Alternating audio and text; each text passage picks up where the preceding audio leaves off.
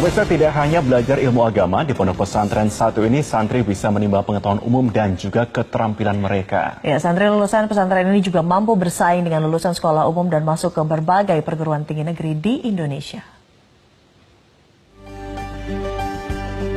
Dunia pendidikan di lingkungan pondok pesantren terus berkembang dan bertransformasi seiring kemajuan zaman. Seperti pondok pesantren Lirboyo, Kota Kediri, Jawa Timur. Terletak di Kecamatan Mojoroto, pondok pesantren yang berdiri sejak tahun 1910 ini telah melahirkan lebih dari 24.000 santri. Pesantren Lirboyo menerima santri pada beberapa tingkat pendidikan, mulai dari tingkat setara sekolah dasar hingga perguruan tinggi. Dibanding dengan sekolah umum, menimba ilmu di pesantren jelas memberikan nilai tambah. Selain transfer keilmuan, pola pendidikan pesantren mengedepankan tarbiyah atau bimbingan untuk merubah akhlak yang tidak baik menjadi baik. Kiai yang kaya raya tapi umat yang kasih amplop. Bukan hanya santri usia anak-anak yang udah bapak-bapak pun ketemu kiainya masih ngesot untuk mencium tangan. Dan yang mencengangkan ternyata yang ngesot itulah yang kasih amplop.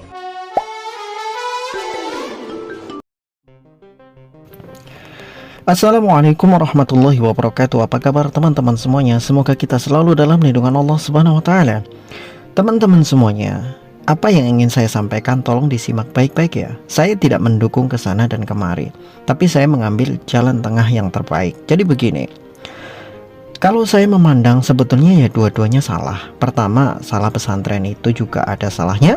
Yang kedua, yang membuat konten juga sama-sama salah karena mereka membuat konten yang sifatnya menghina tanpa tanpa memberikan riset yang begitu jelas terhadap semua yang disampaikan di situ.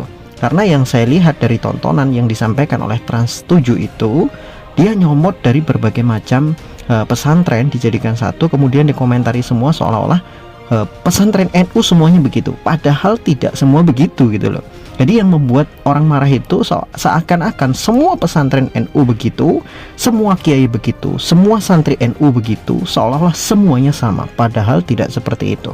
Sehingga dianggaplah itu mencoreng nama, citra, dan juga profil daripada kiai NU, pesantren NU, dan santri NU. Di situ kesalahannya. Seharusnya mereka membuat konten-konten yang lebih bijak, yang mempersatukan dan lain sebagainya. Pesantren juga salah juga. Salahnya apa? Salahnya adalah kenapa mereka terlalu berlebihan dalam menerapkan segala sesuatu. Kalau misalkan mereka alasannya adalah adab juga tidak harus sampai seperti itu. Karena Rasulullah SAW, sang junjungan kita yang mengajarkan adab, yang diajarkan langsung oleh Allah Subhanahu wa taala, mengajarkan adab-adab kepada murid-muridnya, kepada para sahabatnya, juga tidak sampai seperti itu, tidak sampai berlebihan seperti itu. Jadi sebetulnya pada sama-sama salah, sama-sama harus memperbaiki diri, sama-sama ke depannya menjadi lebih baik. Jadi ini adalah kritikan sama-sama menjadi lebih baik. Sebagai pesantren itu juga untuk pesantrennya supaya menjadi lebih baik ke depannya, tidak menerapkan hal-hal yang melewati batas. Juga ke depannya semua orang-orang yang membuat konten itu juga harus betul-betul menyaring video, menyaring informasi itu betul-betul valid dan semuanya berdasarkan riset yang sudah diteliti dari seluruh pesantren-pesantren. Contoh, saya tidak setujunya adalah ketika dikatakan kiai-kiai itu mengambil kekayaan dari murid-murid dari santri-santri. Ini sangat-sangat luar biasa fitnah gitu. Baik NU, baik pesantren yang lain, itu kalau saya omong itu sangat luar biasa, fitnah yang sangat kejam. Seluruh pesantren seolah-olah yang punya pesantren, kiai-kiainya itu mengambil keuntungan dari santri. Nah ini tolong difahami baik-baik. Jangan dilihat dari satu pesantren, lihat pesantren-pesantren yang lain yang mereka menggratiskan pesantrennya, totalitas tidak bayar sama sekali muridnya. Contoh, Kiai NU seperti Kiai Anwar Zahid, itu beliau punya pesantren yang jumlah santrinya itu 2000 lebih dan semuanya digratiskan, tidak bayar sama sekali. Contoh lagi, misalkan kayak Habib Bahar ya, kita mungkin banyak yang tidak setuju dengan Habib Bahar, tapi sesangar-sangarnya dia, sekacau-kacaunya dia, Habib Bahar itu menggratiskan pesantrennya loh. Jangan salah, dia gratiskan pesantren untuk santri-santrinya, itu nggak bayar sama sekali. Paling cuma suruh beli buku aja yang beli. Tapi untuk yang lainnya, makan, tempat tinggal, tidur di situ semuanya gratis, listrik, air, dan semuanya gratis di situ.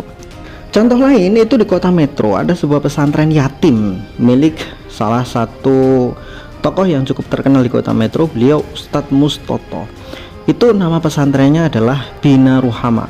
Bina Ruhama, pesantren yatim khusus mengasuh anak-anak yatim, di mana anak-anak yatim di situ diberikan tempat tinggal, diberikan pendidikan yang semuanya gratis. Bahkan mereka berangkat sekolah disangoni. Kalau mereka pulang kampung nggak ada uang pun diberikan sangu supaya mereka bisa pulang menjenguk keluarganya yang di rumah. Itu semuanya bukan dari bukan dari siapa-siapa ya, semua itu hasil jerih payah daripada Pak Kiai sendiri yang pontang-panting ke sana kemari mencari donatur supaya anak-anak yatim yang ada di pesantren itu bisa makan tinggal gratis dan semuanya tercukupi. Beliau nggak akan pernah mengambil keuntungan sepeser pun dari apa yang beliau usahakan itu, karena beliau punya usaha-usaha yang lain yang sudah mencukupi itu, dan itu hanya sebagai pahala jariah beliau yang nanti akan diturunkan kepada putra-putranya, kepada orang-orang selanjutnya, supaya tetap menjadi amal jariah ketika beliau sudah nggak ada. Itu tujuan yang sangat mulia. Kalau beliau punya rumah yang bagus, punya mobil yang bagus, itu bukan dari pesantrennya, itu murni dari usaha beliau sendiri gitu loh. Apakah pertanyaannya negara memberikan bantuan besar di situ, memberi makan buat pada mereka? MBG apa masuk ke pesantren? Kan tidak.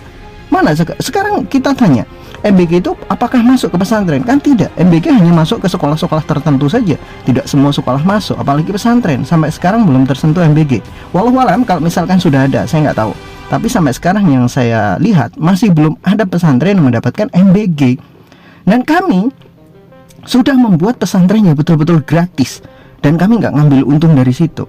Nah, dari mana ustadz kiai punya mobil bisnis gitu loh? Kami itu ya punya punya mobil, punya kendaraan yang cukup nyaman, punya rumah besar, punya penghasilan besar. Itu bukan diambil dari pesantrennya. Berapa sih gaji kami? Apalagi kalau kami gratisin, total gratis itu. Coba bayangin, kita ngasih biaya mereka saja makan tiap bulannya udah puluhan juta. Belum lagi listriknya, belum lagi airnya, belum bikin gedungnya. Coba, kami mau ngambil untung dari mana? Nah, kalau kami punya mobil, kami punya kendaraan bagus, itu adalah hasil bisnis kami di luar itu gitu loh. Jadi tolong difahami baik-baik, bedakan. Pesantren itu justru paling banyak kiainya itu berkorban untuk pesantren, bukan ngambil untung dari pesantren. Wah, ini menodai sekali. Kami sebagai pengurus-pengurus pesantren juga akan tersinggung gitu kan. Kami juga akan marah kalau dikatakan seperti itu. Jadi sejelek-jeleknya kiai itu pasti dia pengorbanan untuk pesantrennya itu sangat luar biasa besar. Luar biasa besar itu saya akui, di mana-mana pasti seperti itu. Jadi tolong gitu. Jadi sama-sama saling introspeksi ke depannya untuk menjadi lebih baik lagi. Nah, sebetulnya yang ingin saya kritisi di sini itu masalah yang sangat urgent. Apa itu? Kenapa kok permasalahan ini nggak rampung-rampung? Sudah beberapa hari, bahkan mungkin hampir 2 minggu perkara ini. Seolah-olah kayaknya makin dibesar-besarkan di media-media, semakin digencar-gencarkan, tidak ada rampungnya. Bahkan ketika Trans7 sudah melayangkan permintaan maaf, itu responnya justru tetap negatif gitu.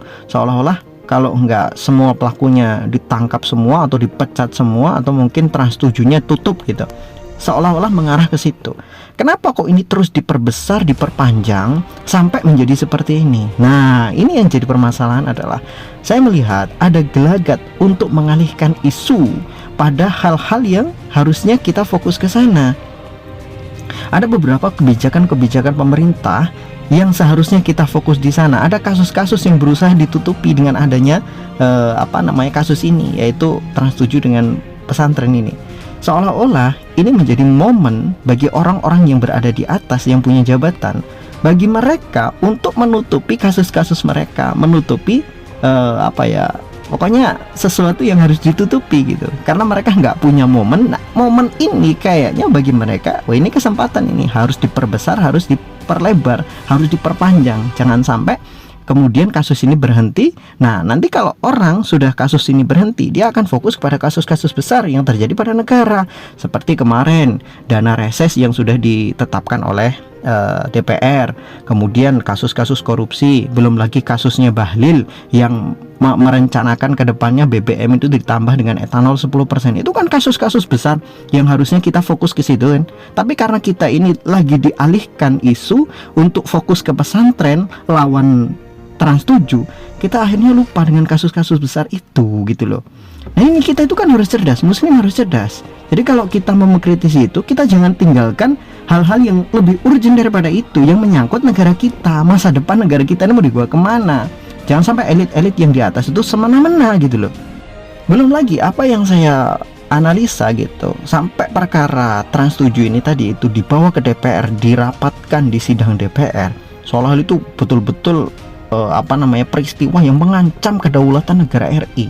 Padahal mereka saja ini yang ada di DPR ini dari dulu dituntut untuk mengesahkan UU untuk perampasan aset saja nggak dilakukan. Tapi kenapa kasus yang seperti ini kok sampai disidangkan di DPR? Seurgent itukah gitu kan? Atau memang mereka sengaja mengangkat, meng-up kasus ini untuk menutupi apa yang sudah mereka lakukan? Yaitu salah satunya mereka mengesahkan tunjangan reses, ya, tunjangan reses itu bagi DPR yang nilainya fantastis sampai menyentuh harga 700 juta yang keluar antara 4 kali sampai 5 kali dalam 1 tahun. Bayangkan, gaji sudah besar, tunjangan besar, fasilitas besar, ditambah lagi ada tunjangan reses, uang reses apa-apalah itu yang nilainya 700 jutaan lebih, keluar 4 sampai 5 kali dalam 1 tahun. Gila.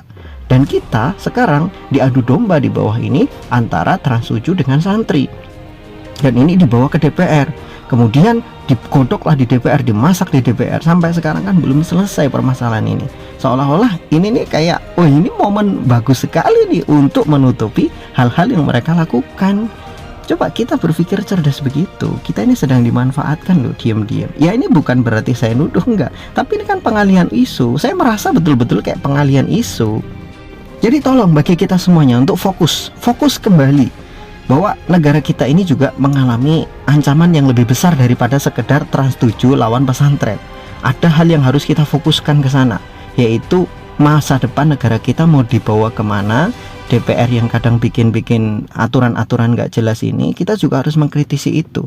Jangan sampai kita biarkan DPR sudah mengesahkan segala sesuatu yang menguntungkan mereka, yang itu tidak berpihak ke rakyat, tapi rakyatnya sendiri masih fokus diadu domba antara sesama rakyat. Sedangkan orang-orang yang duduk di atas jabatan sana itu senyum, kipas-kipas uang, dan tertawa melihat kita diadu domba. Itu jangan sampai di situ. Wallahu a'lam bishawab. Semoga kita sadar semuanya sedang diadu domba. Wallahu a'lam bishawab.